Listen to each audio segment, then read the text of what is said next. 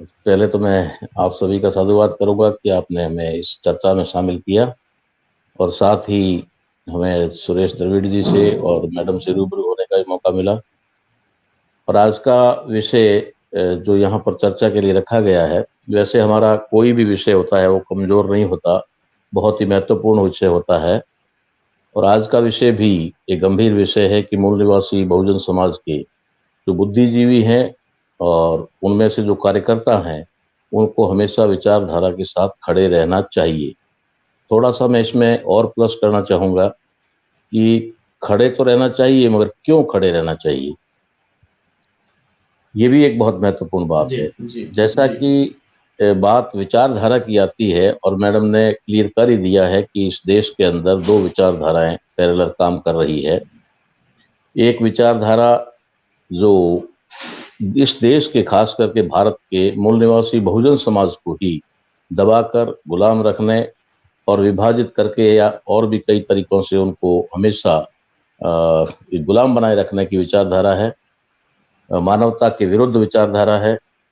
और दूसरी विचारधारा जो है हमारे महापुरुषों की विचारधारा है, उसमें सैकड़ों महापुरुष हैं जिनकी विचारधारा, विचारों को मिला करके जो हमारी विचारधारा बनी है, ये समानतावादी है, न्यायवादी है, न्यायप्रिय है और समतावादी है। ये जो इसकी है, तो ये विचारधारा हमारी है। और इन दो विचारधाराओं का टकराव कोई आज से नहीं, सदियों से इस देश में चल रहा है। समय समय पर हमारे महापुरुषों ने ये प्रयास किए हैं कि उनकी विचारधारा को नकारा जाए और अपनी विचारधारा को स्थापित किया जाए। उसके बाद वर्तमान में ये कार्य एक लंबे अरसे से बामसेफ कर रहा है। बामसेफ संगठन जिससे हम सब लोग जुड़े हुए हैं, बामसेफ संगठन के ही एक तरह से कार्यकर्ता हैं। जी, तो विचारधारा की बात है तो विचारधारा को समझना चाहिए कि कौन सी विचारधारा क्या है। पहली बात तो ये बामसेफ का जो उद्देश्य है, मूल रूप से बहुत सारी चीजें हैं, बहुत सारे लोग अपने अपने अलग अलग उद्देश्य के लिए भी वामसेफ को चला रहे हैं। कुछ लोग वामसेफ के उद्देश्य को पूरा करने के लिए भी वामसेफ चला रहे हैं। तो यहाँ पर एक विचारधारा की बात आती है, तो जो हमारे महापुरुषों की विचारधारा है, बुद्धा से लेकर के आज तक, चाहे कापड़े साहब, कांसीराम जी, दीना भाना जी, यहाँ तक बाबा साहब अम्बेडकर और बीच में जितने भी महापुरुष हुए हैं, उन सब की विचारधारा को देश में प्रस्थापित करना, यही वामसेफ का मूल उद्देश्य है। क्योंकि विचारधारा जब तक लोगों के पास में नहीं है, या लोग विचारधारा के बारे में ही नहीं जानते हैं और दो डिफरेंट विचारधाराओं का अंतर नहीं कर पाते हैं, तब तक वे लोग कभी भी कोई संघर्ष नहीं कर सकते, कोई आंदोलन नहीं कर सकते, कोई क्रांति नहीं कर सकते, या अपनी मुक्ति का कोई कार्यक्रम नहीं चला सकते। वे इनोसेंटली हमेशा गुलामी को ही एंजॉय करते रहते हैं। ये बात भामसेब सिखाता है कि एक विचारधारा जो हमारे महापुरुषों की विचारधारा है, उस विचारधारा को समझना चाहिए। पहले तो जानना चाहिए, समझना चाहिए, उसके महत्व को समझना चाहिए, और उसके बाद में उस विचारधारा के साथ एक अडिग होकर के, बिना किसी किंतु परंतु के या कोई लालच या लोभ के, उसे हमेशा विचारधारा के साथ खड़े रहना चाहिए। तो जी, वामसेप का जब ऑब्जेक्टिव ही विचारधारा को प्रस्थापित करना है, तो इसमें कहीं पर भी कोई किंतु परंतु नहीं है। रही बात, जो मैंने इसके साथ बात को जोड़ा है, उसके अंदर आपने 3 बिंदु और भी दिए हुए हैं, वो उनसे रिलेटेड ही है कि कार्यकर्ता और जी, बुद्धिजीवियों को विचारधारा के साथ खड़े रहना चाहिए। मगर क्यों रहना चाहिए, उसके लिए हम उनको क्यों बाध्य कर रहे हैं कि आपको उसके साथ ही खड़ा रहना चाहिए? क्योंकि जो जी, बुद्धिजीवी है वही वामसेप का कार्यकर्ता है, और पहले वो बुद्धिजीवी है, बाद में कार्यकर्ता है। तो बुद्धिजीवी होने का जो उसका बुद्धिजीवी हुआ है या बुद्धिजीवी बना है, इंटेलेक्चुअल बना है, और आज जिस स्टेज पे भी वो खड़ा है, वो किसी न किसी एक बड़े आंदोलन का परिणाम है, न कि वो कोई किसी कुदरत के, क्या कह सकते हैं, किसी देवीय शक्ति का या फिर कोई अपने उस चमत्कार। चमत्कार का कोई वो नहीं है। इसके पीछे हमारे महापुरुषों की पूरी जिंदगियां लगी हुई है, उनकी जी, कुर्बानियां हैं, तब जाकर के आज हम लोग इस पोजीशन में पहुंचे हैं। तो हम लोगों को, चूंकि ये बात तो सही है कि हम लोग बात कार्यकर्ताओं और बुद्धिजीवियों दोनों को जोड़ करके कर रहे हैं। देखिए, महापुरुषों के संघर्ष की और आंदोलन की बात करें तो ये 1848 से राष्ट्रपिता ज्योतिबा फूले के आंदोलन की शुरुआत से लेकर के बाबा साहब अम्बेडकर ने जो 1956 तक का आंदोलन चलाया है, इस 108 साल के संघर्ष का ये परिणाम है। और इसमें बाबा साहब अम्बेडकर ने जो मुख्य रूप से रोल अदा किया कि हमारे समाज के अंदर बुद्धिजीवी वर्ग का निर्माण करना महत्वपूर्ण समझा, और उसके लिए उन्होंने पहल की और आगे कदम बढ़ा करके उन्होंने जो काम किया, जिसकी वजह से समाज में बुद्धिजीवी वर्ग निर्माण हुआ। तो हमारे खास करके हम बाबा साहब अम्बेडकर के बारे में बात करें, उन सभी महापुरुषों की पूरी विचारधारा को बाबा साहब अम्बेडकर ने ही पूरे देश में प्रस्थापित करने के प्रयास किया, संविधान में भी डालने का प्रयास किया। तो ये जो बात है, बाबा साहब अम्बेडकर इस बुद्धिजीवी वर्ग से क्या उम्मीद करते हैं? उन्होंने बहुत सारी बातें कही है, बहुत सारे लोग इसको जानते भी हैं कि मेरे कारवां को आगे न ले जा सको तो पीछे मत जाने देना, मैंने जो आज दिन तक किया है उस अधूरे काम को पूरा करना, ऐसी तमाम बातें उन्होंने कही।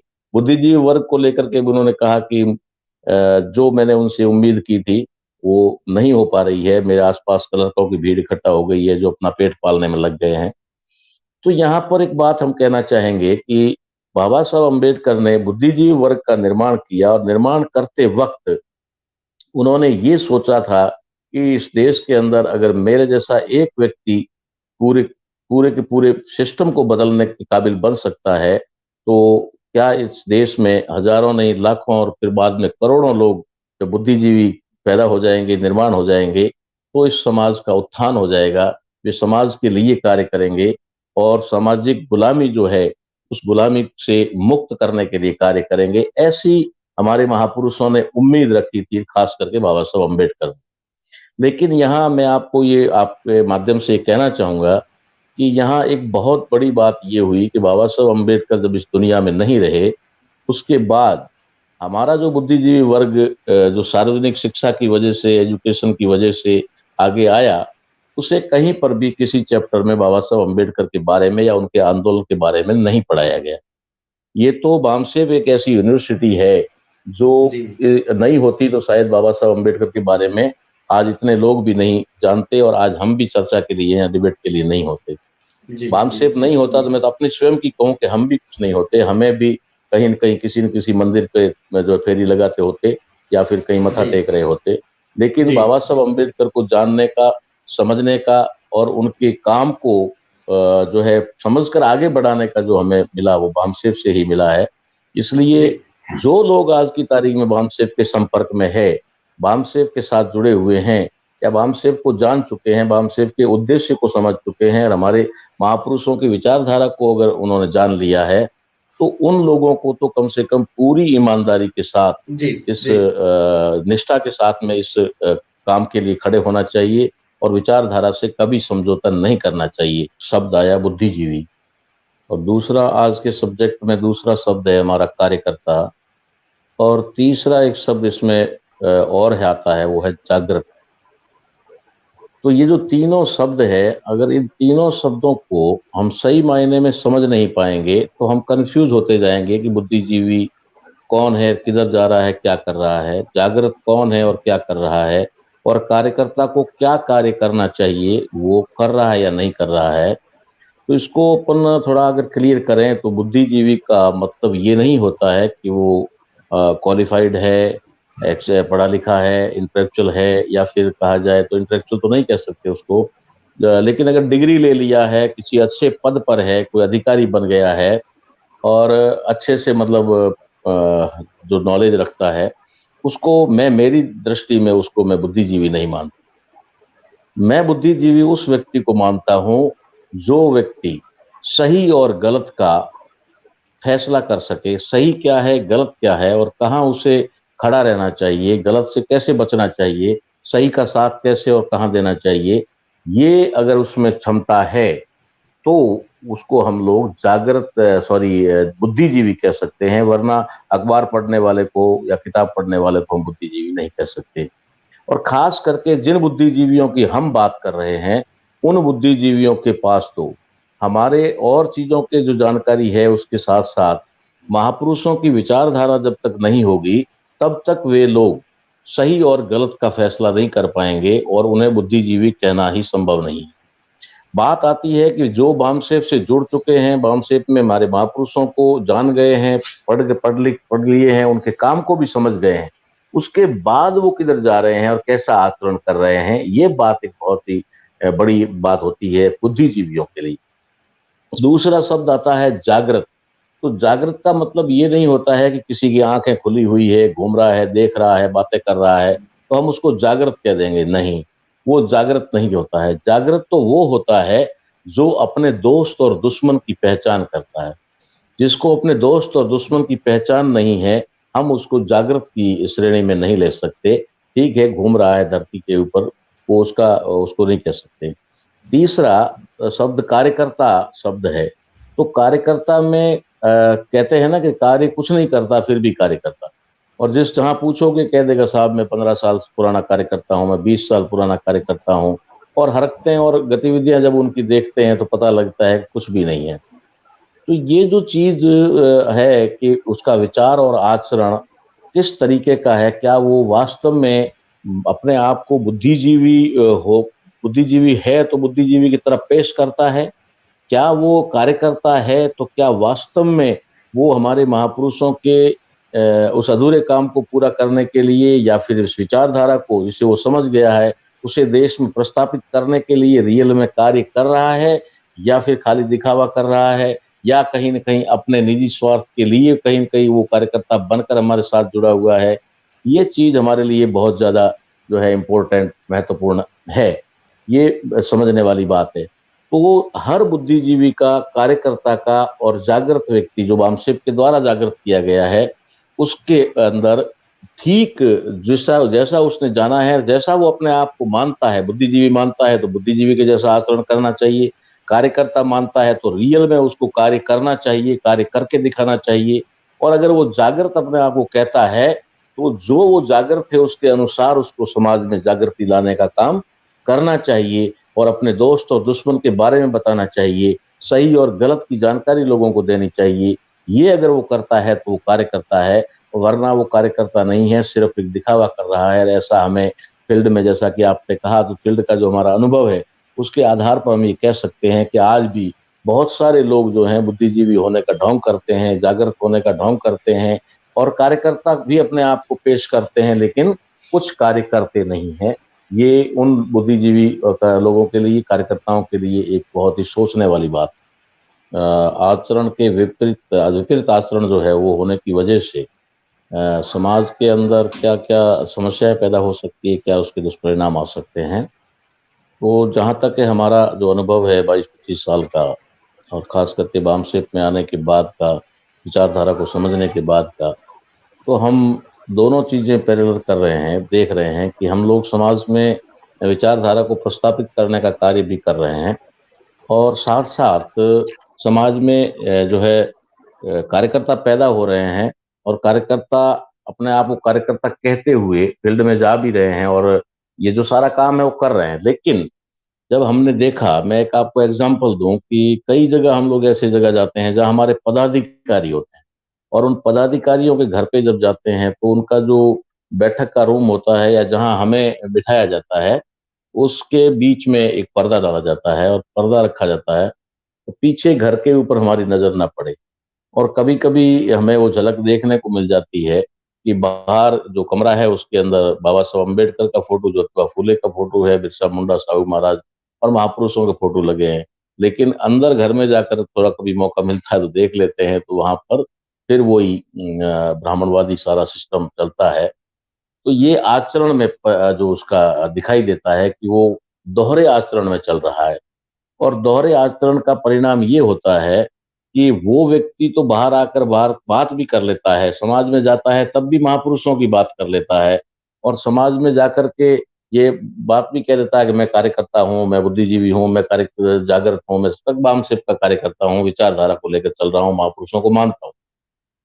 लेकिन उसके परिवार के जो लोग हैं, वे लोग उसी पुरानी परंपरा या उसमें ही एक हमारी विरोधी विचारधारा को ही अपनाए हुए होते हैं और सारे आचरण उसके अनुरूप करते हैं।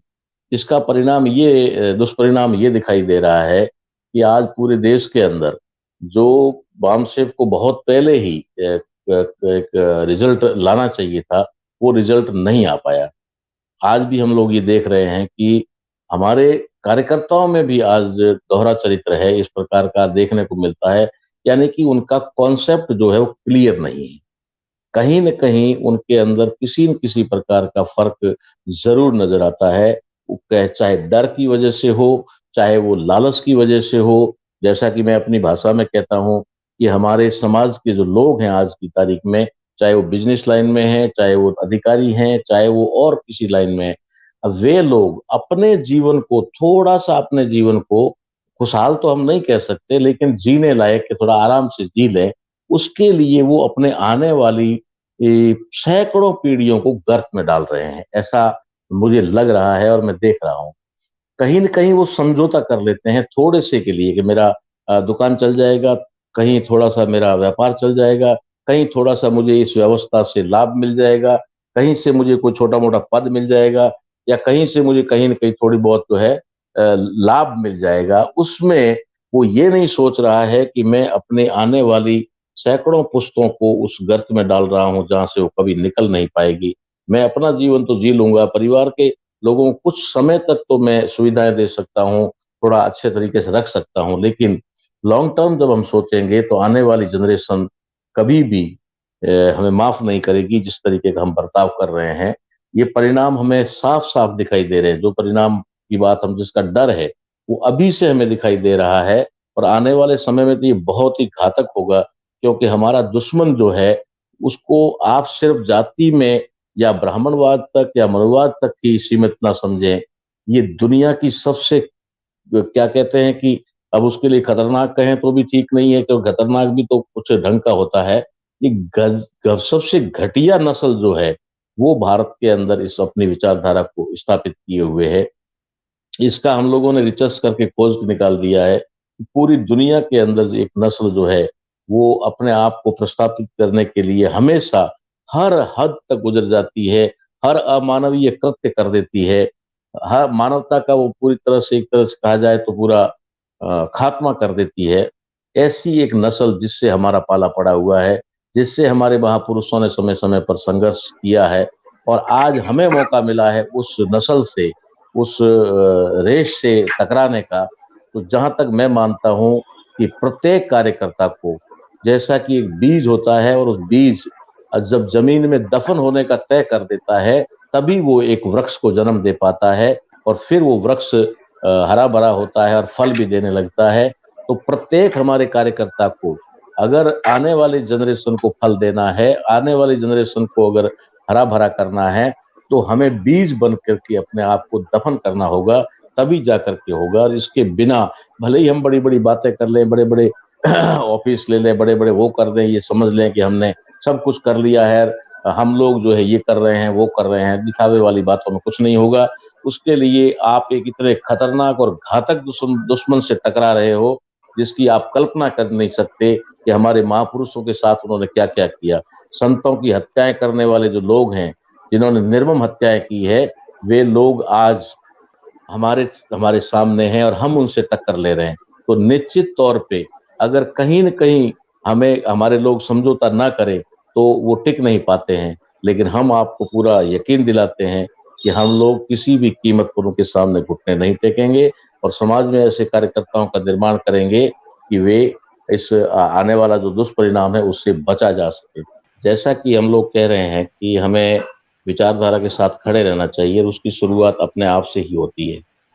हम कहाँ खड़े हैं, हम यहाँ से शुरू करें। ये प्रत्येक कार्यकर्ता के लिए बात लागू होती है, मेरे अकेले के लिए लागू नहीं होती, आपके लिए लागू नहीं होती। सवाल ये आया था कि क्या कोई अकेला ये काम कर सकता है? बिल्कुल, कभी भी और कहीं पर भी संभव नहीं है। मगर ये कार्य अकेले को ही करना पड़ेगा, क्योंकि संगठन जो है लोगों का समूह है। लेकिन समूह के अंदर व्यक्ति जो है वो अपने आप में अकेला ही होता है, इंडिविजुअल होता है, जब तक वो अपने आप में ये परिवर्तन नहीं लाता है, दूसरों में परिवर्तन लाने के बारे में कभी सोच भी नहीं सकता। तो प्रत्येक कार्यकर्ता कहते हैं ना कि एक से नहीं होगा, मैं कहता हूँ एक से ही होगा। तुम करके देखो, आप करके देखो, आप अपने शुरू करके देखो कि मुझे करना है। फिर समाज अपने आप उसका फॉलो करता है या फिर उसको कहते हैं उसका अनुसरण करता है। जब हम लोग उम्मीद करते हैं कि कोई और कर ले, दूसरा कर ले, मुझ में क्या है, मेरे अकेले से करने से क्या होगा, तो मैं नहीं करता हूँ, को बहुत सारे लोग हैं वो कर लेंगे। ऐसी स्थिति में कभी भी होने वाला नहीं है। इसलिए ये सवाल जो आया उसका मेरा यही जवाब है, यही कहना है कि आप अपने आप को ईमानदार बनाओ, अपने आप को सच्चा कार्यकर्ता बनाओ, अपने आप को अगर बुद्धिजीवी कहते हो तो बुद्धिजीवी पेश करो, और समाज में जितना आप त्याग, समर्पण और निष्ठा से काम कर सकते हो उतना काम करो, परिणाम ज़रूर आएगा, इसमें कहीं पर भी किंतु परंतु नहीं है, काम किए जाओ।